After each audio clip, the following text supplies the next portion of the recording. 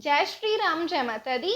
So the question is, in a class test, Veer scored 6 more than twice as many marks as Kevin scored. तो एक class test में वीर कितने marks score करता है?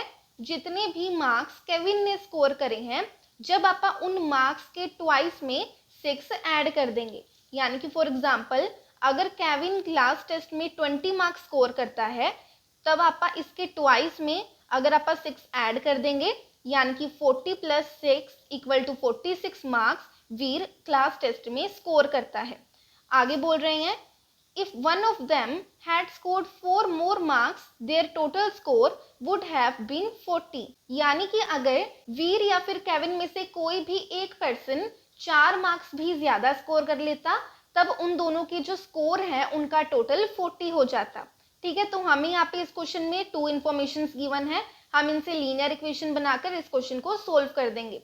आगे हमें बोल रहे हैं find the marks obtained by Veer and Kevin. So हमें वीर एंड केविन ने कितने मार्क्स स्कोर करे हैं क्लास टेस्ट में, वो फाइंड करना है। तो चलिए इस क्वेश्चन को सोल्व करना स्टार्ट करते हैं। सो सबसे पहले हम ये लेट कर लेते हैं कि वीर एंड केविन ने कितने मार्क्स स्कोर करे हैं। Let the marks scored by Kevin and let the marks scored by Veer. तो मैंने यहाँ पे केविन से के लेट कर लिया, वीर से वी लेट कर लिया, आप इनकी जगह कुछ भी लेट कर सकते हो। तो हम सबसे पहले अपनी फर्स्ट इक्वेशन फॉर्म करेंगे अपनी फर्स्ट कंडीशन से। सो हमें पहली इंफॉर्मेशन गिवन है कि वीर के मार्क्स किसके इक्वल हैं? 6 मोर। किसमें 6 मोर? केविन के मार्क्स के ट्वाइस में। तो सबसे पहले वीर के मार्क्स को हमने वी लेट करा है, इसको इक्वल रख लेते हैं जितने भी मार्क्स केविन ने स्कोर करे हैं उसके ट्वाइस के। सो 2 मल्टीप्लाई जितने भी मार्क्स केविन ने स्कोर करे हैं हमने उसको के लेट करा है, प्लस इसमें आप 6 ऐड कर देंगे। तो यहाँ से ये हमारी फर्स्ट इक्वेशन फॉर्म हो चुकी है। अब हम अपनी सेकंड इक्वेशन भी फॉर्म कर लेते हैं। तो हमें सेकंड इन्फॉर्मेशन क्वेश्चन में गिवन है कि अगर उनमें से कोई भी, चाहे वीर चाहे केविन, 4 मार्क्स भी ज्यादा स्कोर कर लेता, तो उन दोनों के मार्क्स का टोटल 40 हो जाता। तो यहाँ से v + k + 4 = 40 हो जाएगा हमारे पास। यहाँ पे सबसे पहले हम लिख लेते हैं फ्रॉम द सेकेंड कंडीशन। सो यहाँ पे मैंने v + k + 4 क्यों लिखा है? बिकॉज हमें ये पता नहीं है कि कौन स्कोर कर रहा है 4 मार्क्स ज्यादा। वीर भी कर सकता है, केविन भी कर सकता है। अगर वीर 4 मार्क्स ज्यादा स्कोर करता तो भी टोटल करते वक्त इसमें 4 ऐड होता, एंड अगर केविन स्कोर करता 4 मार्क्स ज्यादा तो भी इसमें ऐड होता। = 40 है, यानी कि हमें टोटल मार्क्स स्कोर यहाँ पे गिवन है, तो हमने = 40 रख लिया है।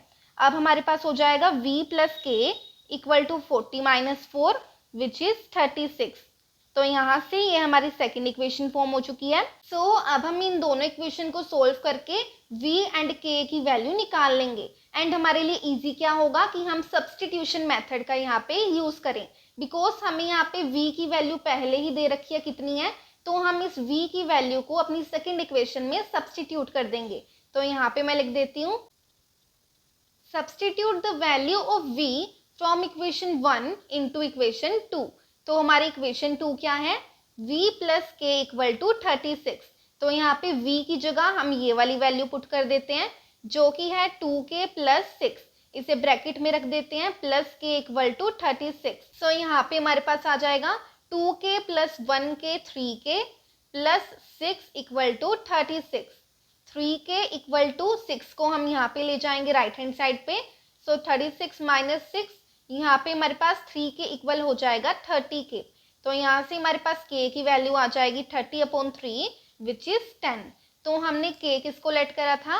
Marks scored by Kevin. तो जब हमारे pass marks scored by Kevin आ चुका है, तब हम इस k की वैल्यू को अपनी किसी भी एक इक्वेशन में पुट करके अपनी v की वैल्यू भी निकाल सकते हैं, यानी कि मार्क्स स्कोर्ड बाय वीर। तो यहाँ पे मैं लिख देती हूँ, substitute the value of k in equation second. तो हमारे पास इक्वेशन सेकंड ये है, इसमें हम k की जगह 10 पुट कर देंगे। सो हमारे पास आ जाएगा v + 10 = 36। सो यहाँ पे v = 36 - 10 विच इज v = 26। तो यहाँ पे हमारे पास मार्क्स स्कोर्ड बाय वीर भी आ चुका है। तो यहाँ पे हम लिख देंगे marks scored by Kevin = 10 and marks scored by Veer = 26। So ऐसे करके हमने ये वाला क्वेश्चन अपना पूरा कंप्लीट कर लिया है। Thank you for watching this video guys. अगर आपको इस वीडियो से थोड़ी सी भी मदद मिली हो so like share and subscribe ज़रूर कीजिएगा।